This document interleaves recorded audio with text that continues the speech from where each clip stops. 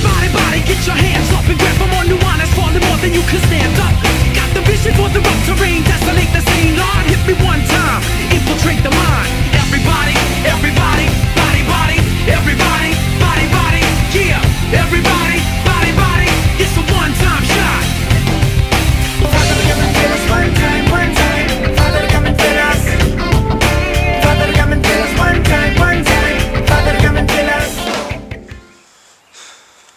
Don't you hate when you lose something and you like, for days you just look for it, and you start thinking, oh man, someone stole it, or all kinds of stupid crap goes into your head. Or then you start, then you look for it everywhere and everywhere and everywhere. Can't find it.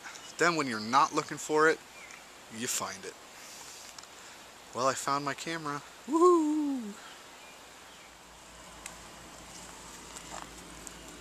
Go, Froggy, go! I'm not gonna hurt you. I'm not gonna hurt you. Go that way. Go that way. Go that way. Go that way. Now I wanted to show you guys something that was really cool. If you go to, let's see, thespeedgamers.com, and this website. Ray looks like Matthew Perry, like from Friends. These group of individuals are playing Super Mario Brothers games for 24 hours for an entire week straight. Uh-oh. Oh. My iTunes. So they're playing Super Mario Brothers games, all the games, even the less heard of games like Mario's Hotel. But anyway, they're raising money for autism, and their goal is to reach $20,000. And right now they're at 8,856, and that's pretty cool. But they're up 24 hours of the day. They were playing. I remember I was watching them play Mario Kart. And they were playing Mario RPG, and I think that's such a good idea. Young, very resourceful individuals using their talents to raise money for a very worthy cause. Such a great idea. Very inspiring. I'm publishing my 10 Things I Hate About Video Games video. You know, it's about a 2-minute and 19-second video, but it ends up to me being about 2-3 hours of work. Not work, but of editing. It's 11:40. I'm gonna go drink liquid. I'll see you guys later. Can you believe what happened with the Shrek Glasses thing? That's crazy. Just when I was going to get the whole collection. I know a friend of mine got all of them, but she's keeping them. Probably going to be worth some money. I think I just made everyone that worked at McDonald's a little upset with me today. For some reason, I guess they didn't get my drink order.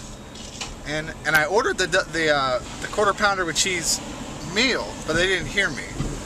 So they just put the sandwich down. When I got up to the window, I was like, "Hey, you know, I know you didn't get it, but I need a drink at least, you know." Because I said, "Screw the fries, I already have something else."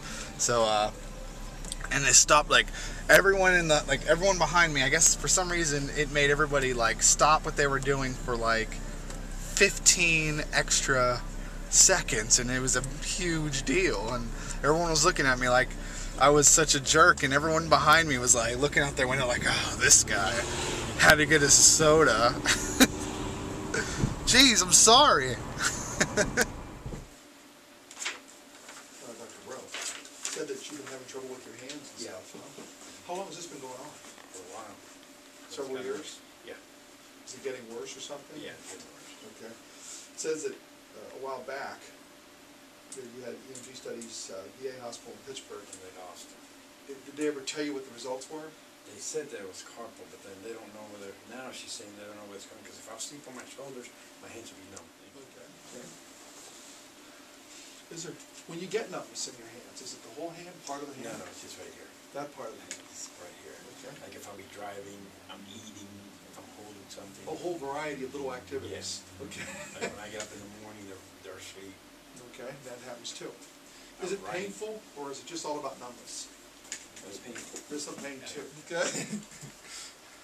Then why did you leave? I don't understand. If you like him so much, you put him on your arm. I've never been there. I've seen it on television, and it's really nice. Well, I think that kind of stuff will just continue to happen. And as that happens, geez, with the United States being so close, right? You can go through this. Oh yeah. That's a needle. It's a needle. The end all needles now. This is gonna be awesome. Are you filming this? Yep. I protest because you might have a photograph.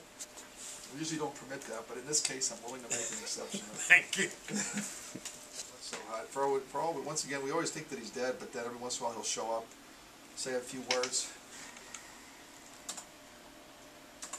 then we'll know he's still alive. Although I'm not sure what he does anymore. Probably what Hugh Hefner does, just sits around. Yeah. The charms like that. Okay.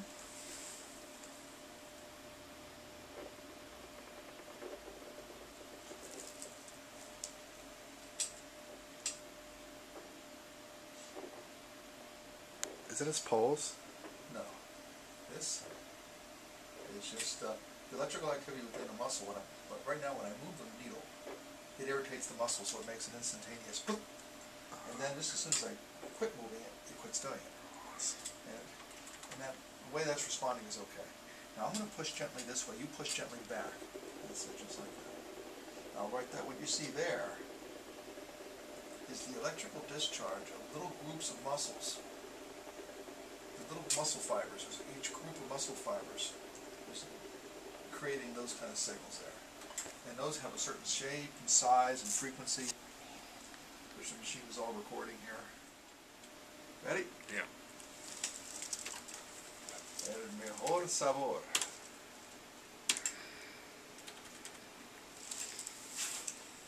Presidente. Cerveza. It's in the Dominican Republic. Right. I was watching the game on TV, and there you go. FIFA Cup? No, it was baseball. Oh, okay. And I was visiting my friend, and throughout the whole baseball game, every last statement the guy made was a commercial. Oh, home run, Presidente Vir, el puro sabor. Before he was putting the needle in, he was using this electrical, like stun gun thing. But every time he used it, the camera would stop working. I don't know what it was doing. I think it was the electrical pulse was making my camera like freeze. Like in the middle of recording, it would just stop. Pretty cool. And I think it was draining my battery too, because I had just charged it last night and now it's dying.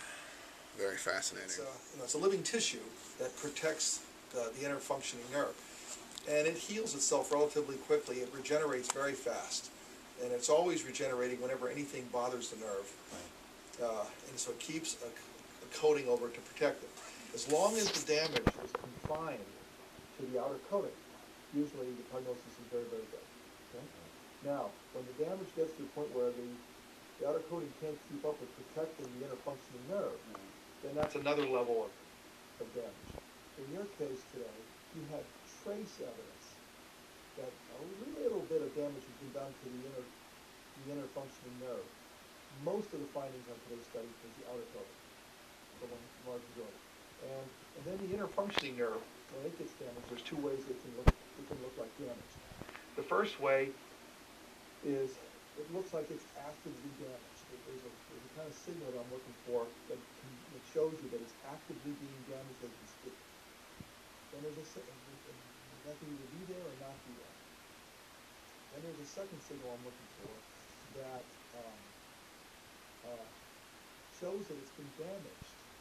It's been damaged, but it has gone through a regenerative process. It's being damaged slow enough to where the nerve can actually sort of heal itself and not show active damage.